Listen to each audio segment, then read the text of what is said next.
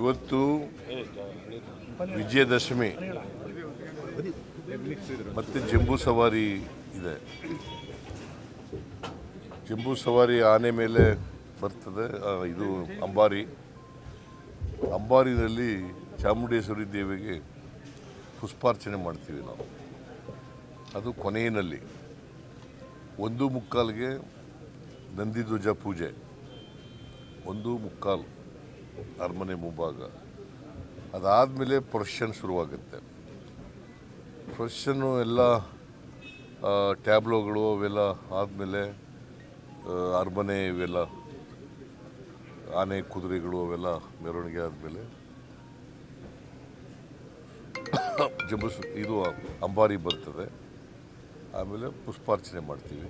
ಪುಷ್ಪಾರ್ಚನೆ ಮಾಡಿದ್ಮೇಲೆ ಅರಮನೆಯಿಂದ ಹೊರಗಡೆ ಹೋಗ್ತಾರೆ, ಬನ್ನಿ ಮಂಟಪಕ್ಕೆ ಹೋಗ್ತಾರೆ.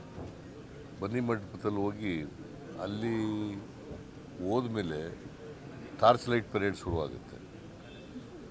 ಟಾರ್ಚ್ ಲೈಟ್ ಪರೇಡು ಸುಮಾರು 8 ಗಂಟೆ 8:30ವರೆಗೆ ನಡೀತದೆ. ಅದಾದಮೇಲೆ ಮುಗೀತದೆ. ನಿಮಗೆ ಇಡೀ ರಾಜ್ಯದ ಜನರಿಗೆ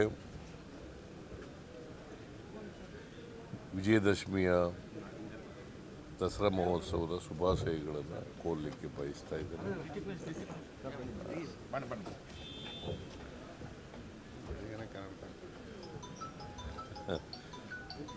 ಶುಭಾಶಯಗಳನ್ನು ಕೋರ್ತೇನೆ.